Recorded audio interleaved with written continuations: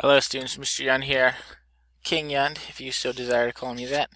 Uh, it's probably about right here, which means it's a Friday, February 16th. It's study day for the test. And lucky you, study day falls on a Friday, so you've got the whole weekend, and then Monday's President's Day, which means in sort of very coincidental turn of events, Chapter 20 test is on the 20th. The stars are aligning. You're all going to do great. We have our normal resources at our disposal. You've got your study guide here, your nice Google Doc.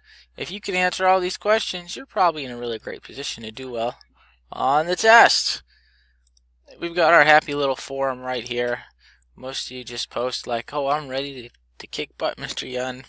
That's great. If you have any outstanding questions, please, you can just inbox me if you want. Truth be told, I always forget to look at these forums because I've built it a week in advance. It's not like you're doing this tomorrow. Then we have the test itself. It's a 55-pointer. You have 2 attempts. There is an essay question on there. A little heads up. And it's about the Spanish Armada. So make sure you're well versed in Spanish Armada before you open the test up so you can give a great answer for your essay question and earn those 5 points and ace the test. That's pretty much it.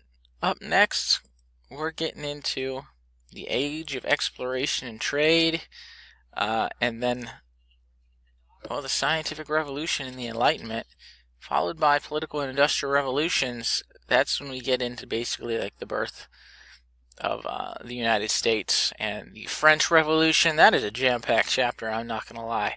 But exploration and trade is pretty fun too. We learn a lot about people like Magellan. People start to sail the oceans, and it becomes a little less like a monarchy and a little. There's still monarchies, but it gets to the point where people are exploring the world. So it's fun stuff. Guys like Magellan and Amerigo Vespucci and stuff like that. So that's where we're at. Go ahead. You got an extra whole lot of time to study. It might not be a bad idea to look things over on that Monday, even though you're off, before you start the test on Tuesday the 20th. That's it. Good luck. Let me know if you need anything. Otherwise, have a wonderful day, and we'll be starting 21 soon.